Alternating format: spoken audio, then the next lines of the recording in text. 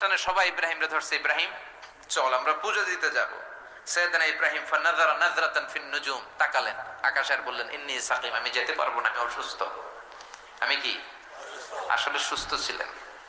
তো অসুস্থ বললেন কেন? কারণ অসুস্থতা দুই ধরনের, চিল্লায় বলেন, একটা শারীরিক আর একটা। সাইয়েদনা ইব্রাহিম মানসিকভাবে প্রচন্ড বিপর্যস্ত ছিলেন, অসুস্থ ছিলেন। এর কারণ গোটা উম্মাত মূর্তির পূজা করে, এই দৃশ্য দেখে কোন নবী মানসিক ভাবে সুস্থ থাকতে পারে না। উনি বললেন আমি অসুস্থ, তোমরা যাও। সবাই বলল ঠিক আছে আমরা যাই। ইব্রাহিম তুই আমাদের ঘরের মূর্তিগুলারে পাহারা দে।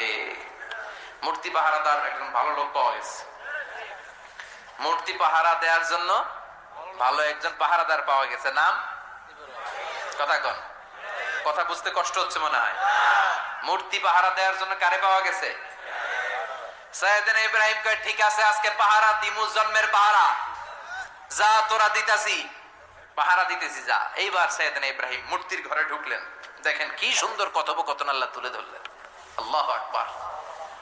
মূর্তির ঘরে, দেবীর ঘরে ঢুকে উনি ঘুরে ঘুরে তাকায়, দেখে একটা এমনি হা করে আরেকটা ব্যাগ করে, এরকম 14-15টা হাত নিয়ে তাকায় আছে। উনি সবগুলার সামনে এভাবে তাকায় আছে, দেখে এক একটা এক এক চেহারা, একটা হাতির গণেশ স্টাইলের, আরেকটা এরকম, আরেকটা নারীর, আরেকটা বাঘের, আরেকটা তলোয়ার নিয়ে আইতাছি কোপায় ফেলাবো। আছে না নাই? সবগুলোর সামনে যায়, যে যে দেখে আর অবাক হয় কত ধরনের খোদার কাছে এরা কত কিছু চায়। আর সে দেখে প্রত্যেকটার সামনে ডেজার্টস আইটেম, মিষ্টান্ন, এক একটার সামনে রসমালাই, এক একটার সামনে কালো জাম, লাল জাম, রসগোল্লা, চামচাম, দুধ মালাই, মালাই চপ। আছে না নাই? জিব্বে পানি চলে আসছে নাকি? তো সাইয়েদনা ইব্রাহিম অবাক, কি রে এত মূর্তি, এত ডিজাইন, এত ভাবে এরা অঙ্গভঙ্গি করে আছে, এত খাবার দেয়া, খায় না কেন? সাইয়েদনা ইব্রাহিম ভাবলেন মনে হয় নাগাল পাই না, আমি একটু তুল্লা ধরি। উনি রসমলাইয়ের বাটিটা নিয়ে যেটা হা করে আছে ওইটার সামনে যায়, কয় খা। কি কয়? বানাই কইতেছি মনে হয়। ফারাগা ইলা আলিহাতিম, মূর্তিগুলোর কাছে গেলেন। ফাকালা আলা তাকুলুন, খাবি না? খাবি না ডারে আমি কিছু খা, কোরআন থেকে বলছে, ঠিক কি না? উনি ভাবলেন ওরা হয়তো খেতে পারে না, নাগাল পাচ্ছে না, কিংবা আমারে দেখে লজ্জা পাচ্ছে। নিজ থেকে রসমলাইয়ের বাটি তুলে ধরলেন, উনি বললেন খা, আর ওগুলা কয় হা হা করে রয়েছে, নড়েও না চড়েও না। উনি মুখের সামনে তুলে ধরে বললেন আলা তাকুলুন, খা। সবগুলার সামনে গেলেন, খা খা। কেউ খায় না, ওগুলো হা করে আছে। সাইয়েদনা ইব্রাহিম বললেন খা, কেউ কথা কয় না। উনি বললেন খাবি না কেন? তাইলে কথা ক। এই যে কষ্ট করে উড়াইলি, মুখের সামনে দিলাম, খাবি না কেন? কথা বল। আলা তাকুলুন, খাবি না কেন? কথা বল। মা লাকুম লা তাতাকাল্লামুন, খাবি না কেন? মা লাকুম লা তানতিকুন, হয় খা নয় কথা ক। বলতেই লাগলেন খা খা। প্রত্যেকটা মূর্তির সামনে গেলেন, খা। ওগুলা করে আছে হা, কোনো কথা কয় না। কয় কেন খাবি না? তাহলে কথা ক। খায়ও না, কথাও কয় না। আপনার ছেলে বায়না ধরছে, আব্বা চানাচুর খাম। কি খাম? চানাচুর কিনে দিলেন, এই নে চানাচুর। এখন চানাচুর খায় না। কিরে বাপ খাবি না কেন? কথাও কয় না। খায়ও না, কথাও কয় না। এখন বাকি আছে কোনটা? কথা কর। ফারাগা আলাইহিম দারবাম বিল ইয়ামিন, ডান হাতে কোপানো শুরু করলেন। ইচ্ছা মতো ঘুষি কিল মারতে মারতে মূর্তিগুলার সাইজ। ফারাগা আলাইহিম দারবাম বিল ইয়ামিন, এক একটা নবীর হাতে জান্নাতি শক্তি দিয়েছে কে? আল্লাহ। খা নাইলে কথা ক, খায় না, কথাও কয় না, বাকি আছে। মায়ের মারতে শুরু করলেন, মারতে মারতে সব শেষ। তারপরে খুঁজে পেলেন একটা কুড়াল। কি পাইলেন? কুড়াল দিয়ে মারতে আরো সুবিধা, খালি এটারে এভাবে মারে, ওইভাবে মারে। মারতে মারতে যতগুলো মূর্তি ছিল সবগুলো মেরে বড় মূর্তিটার গায়ে মারতে যাবে, in the meantime stop, কয় না এটারে মারো না। ফাজআলাহুম জুদাদান, সবগুলারে টুকরা টুকরা, ইল্লা কাবীর আল্লাহুম, বড়টা ছাড়া ওইটারে রেখে দিলেন। আর বুদ্ধি করে কুড়ালটারে বড়টার কাঁধে ঝুলাইয়া দিলে, বড় মূর্তিটার কাঁধের মধ্যে ঝুলাইয়া দিলেন। ঘটনাটা সুন্দর হয়েছে না? এখন কেমন যেন মনে হয় এটা কুপাইয়া দাঁড়া রয়েছে বাবার বেটার মধ্যে। বড় পূজার শেষ, পূজার দিনক্ষণ শেষ। বিকেল বেলা পূজা মণ্ডপ থেকে সব এসে দেখে সর্বনাশ। পাহারাদার ইব্রাহিম কই, আনতা ফাআলতা হাযা বিআলিহাতিনা ইয়া ইব্রাহিম, ইব্রাহিম সর্বনাশ কে কইছে, তুই কইছত নি? কয় আইন বড়টাই কইছে, ওইটারে জিজ্ঞেস করো। বাল ফাআলাহু কাবীরুহুম হাদা ফাসআলুহুম ইন কানু ইয়ানতিকুন। কোরআন থেকে বলছি, আমি করি নাই।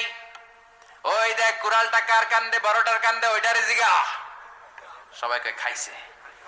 সবাই বলে ইব্রাহিম তুমি কি জানো না এগুলো কথা বলে না? সাইয়েদনা ইব্রাহিম বলে যে এটা কথা কয় না, ওইটার পূজা করস কেন? যেটা কথা বলে না, যেটা নিজেরাই নিজেদেরকে মায়ের থেকে বাঁচাতে পারে না, নিজেরাই নিজেদেরকে রক্ষা করতে পারে না, তোরে কিভাবে রক্ষা করবে? এগুলোর পূজা কেন করিস? ফাবুহিতাল্লাযী কাফার। কারো কোনো জবাব নাই, লা জবাব। সবাইকে ইব্রাহিম তুই বড্ড বেড়ে গিয়েছিস, তোরে নমরুদের কাছে নেওয়া হবে, রশি দিয়ে পেঁচিয়ে নমরুদের কাছে নেওয়া হলো। নমরুদের নাম শুনছেন? শোনেন নাই বোধহয়, শোনেন নাই? পৃথিবীতে 4 জন বাদশা ছিল, যারা গোটা বিশ্বের বাদশা। গোটা বিশ্বের 2 জন কাফের, 2 জন মুমিন। মুসলমানের একজন হচ্ছে যুলকারনাইন, আরেকজন হচ্ছে সাইয়েদনা সুলাইমান। কাফেরের একজন হচ্ছে বাখতানাসার, আরেকজন হচ্ছে নমরুদ। এই নমরুদের কাছে নিয়ে যাওয়া হলো রশি দিয়ে বেঁধে। এবার নমরুদের সাথে কি ডায়ালগ মারছে এটা তো আর কোরআনে নাই।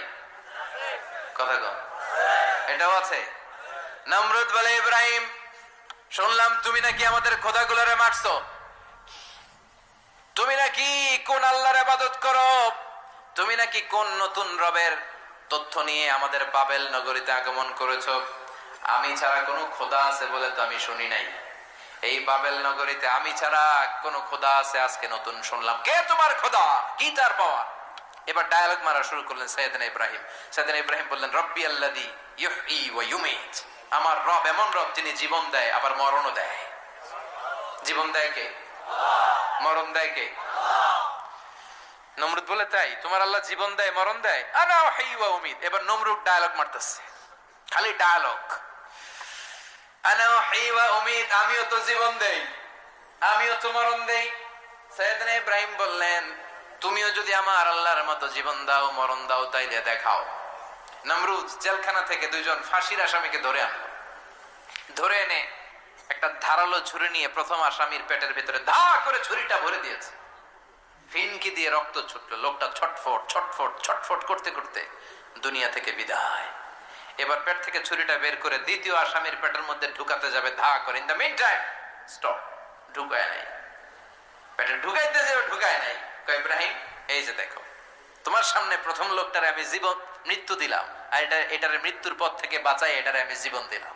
প্রথমটারে দিলাম জীবন, পরেরটারে দিলাম, প্রথমটারে দিলাম মরণ, পরেরটারে দিলাম জীবন। তোমার রব যে যেরকম করে জীবন দেয় আর মৃত্যু দেয়, আমিও জীবন দেই, আমিও মৃত্যু দেই। চিল্লায় পড়েন নাউযুবিল্লাহ। সাইয়েদনা ইব্রাহিম বিপদে পড়ে গেলেন। তাই তো আসলেই তো প্রথম লোকটারে মৃত্যু দিল, তাই নাই? কথা কন, ছুরি মেরে রক্ত বের করে ওর মৃত্যু দেয় নাই?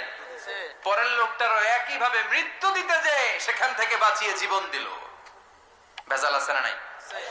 এবার সাইয়েদনা ইব্রাহিম বলে ফাইন্নাল্লাহা ইয়াতি বিশ-শামসি মিনাল মাশরিকি ফাআতি বিহা মিনাল মাগরিবি ফাবুহিতাল্লাযী কাফার। সাইয়েদনা ইব্রাহিম বললেন বুঝলাম তুমি আমার আল্লাহর মতো জীবন দাও, বুঝলাম তুমি আমার আল্লাহর মতো মরণ দাও, কিন্তু নমরুদ খেয়াল করে শোনো, আমার আল্লাহ প্রতিদিন সকাল বেলায় পূব আকাশ থেকে জল জলে সূর্যটা উঠায়। তোমার যদি এরকম কোন ক্ষমতা থাকে তুমি আগামীকাল সকাল থেকে পূর্ব দিক থেকে সূর্য না উঠিয়ে পশ্চিম দিক থেকে সূর্যটা উঠাও। ফাবুহিতাল্লাযী কাফার। এবার ধরা গেছে, এবার জায়গার মধ্যে ধরা, একেবারে স্টপ, লা জবাব। নমরুদের মুখে কোনো জবাব নাই। এবার নমরুদের মেজাজ নরম নাকি গরম? কথা কন, গরম। So, I have been testing out the HP. গরম মেজাজ নিয়ে কয় হাররিকু, এটারে আগুনে জ্বালা, এটারে আগুনে ফেল। নমরুদ বুঝে নমরুদের মুখে কোনো জবাব নাই। এবার নমরুদের মেজাজ নরম নাকি গরম? কথা কন, গরম মেজাজ নিয়ে কয় হাররিকু, এটারে আগুনে জ্বালা, এটারে আগুনে ফেল। নমরুদ বুঝে নাই যে আগুনের মালিক কে। বিশাল আগুনের কুণ্ডলি পাকিয়ে সাইয়েদনা ইব্রাহিমকে আগুনের মধ্যে ফেলে দেয়া হলো। হাতের মধ্যে রশি, পায়ের মধ্যে রশি, সারা দেহের মধ্যে রশি পেঁচিয়ে আগুনের কুণ্ডলিতে ফেলে দেয়া হলো। মুহূর্তের মধ্যে আগুনের প্রজ্বলন শক্তি ওই রশিগুলোকে জ্বালিয়ে পুড়িয়ে সারখার করে দেয়, কিন্তু সাইয়েদনা ইব্রাহিমের দেহের একটা পশমও জ্বালায় না। যে রশি দিয়ে টাইট করে পাচ্ছে, ওনার দেহের সাথে লাগানো টাচ করা রশি, ওই রশি জ্বলে যায়, কিন্তু সাইয়েদনা ইব্রাহিমের পশম জ্বলে না। চিল্লায় পড়েন আল্লাহু আকবার। আজ যদি তোমাদের মাঝে কেউ ইব্রাহিমের মতো ঈমান আনিতে পারো, অগ্নিকেও পুষ্প বলে পরিণত করিতে পারো, ঠিক কিনা? মুসার মতো ঈমান হলে রাস্তা হবে সাগর জলে, ইউসুফের মতো ঈমান হলে একে একে দরজা খোলে। সাইয়েদনা ইব্রাহিমের মতন ঈমান যদি আজও থাকে বিদ্যমান, অগ্নিকুণ্ডে দেখতে পাবে খুবসুরতে ফুলবাগান, ঠিক কিনা? ওই ঈমানটা দরকার। ওই ঈমান যদি ঈমানের মতো হয়, আগুনের কুণ্ডুলকে ফুলবাগান বানিয়ে দিবে কে? সাইয়েদনা ইব্রাহিম বসে রইলেন। নমরুদ কয় আরো আগুন জ্বালা, এলাকার বড় বড় গাছগুলো তক্তাগুলো কেটে আগুনের কুণ্ডলিতে ফেল। তক্তা লাকড়িগুলো আগুনের কুণ্ডলিতে ফেলা মাত্র দাউ দাউ করে লাকড়িগুলোকে তক্তাগুলোকে আগুন জ্বালিয়ে দেয়, কিন্তু সাইয়েদনা ইব্রাহিমকে জ্বালায় না। সুবহানাল্লাহ। আগুনের মালিক কে? ওই আল্লাহ আজও আছে না নাই? তিনি আগুনরে অর্ডার করলেন, সৃষ্টির শুরু থেকে তোকে একটা ধর্ম দিয়েছি, সব জ্বালিয়ে দেয়া, পুড়িয়ে দেয়া, আজকে কয়েকদিনের জন্য তোর ধর্মটাকে আমি স্টপ করে দিলাম। চিল্লায় পড়েন আল্লাহু আকবার। يا نار كوني بردا وسلاما على إبراهيم। আল্লাহ বললেন আগুন খবরদার, আমার ইব্রাহিমের গায়ের যেন পশম না পুড়ে যায়, কারণ ইব্রাহিমের সন্তান হবে ইসমাইল, আর ওই ইসমাইলের বংশে আমি পাঠাবো আখিরি জামানার পয়গম্বর। ইব্রাহিমের জন্য কিছু না হয়, কোনি বারদা, ঠান্ডা হয়ে যা, কি হয়ে যা, কিন্তু এত বেশি ঠান্ডা হবি না যাতে ইব্রাহিমের সর্দি না লেগে যায়। সুবহানাল্লাহ। আগুন বলে আপনি বললেন কুনি বারদা, ঠান্ডা হ, আবার কোন এত ঠান্ডা হবি না যাতে সর্দি না লাগে, কেমন ঠান্ডা হবো? আল্লাহ বললেন সালামান আলা ইব্রাহিম, সালাম হয়ে যা, শান্তির গুলবাগিচা হয়ে যা, এয়ার কন্ডিশন নাতিশীতোষ্ণ হয়ে যা। চিল্লায় পড়েন আল্লাহু আকবার। 40 দিন ছিলেন এই আগুনের কুণ্ডলিতে, কিচ্ছু হয় নাই। সুবহানাল্লাহ পড়বেন না? শেষ জীবনে উনি ওনার নাতি পুতিদের সাথে গল্পের সময় বলতেন যে আমার জীবনের সবচেয়ে আরামদায়ক সময় কাটিয়েছি আমি ইব্রাহিমের আগুনের, নমরুদের আগুনের কুণ্ডলির ভেতরে থেকে। চিল্লায় এখন সুবহানাল্লাহ।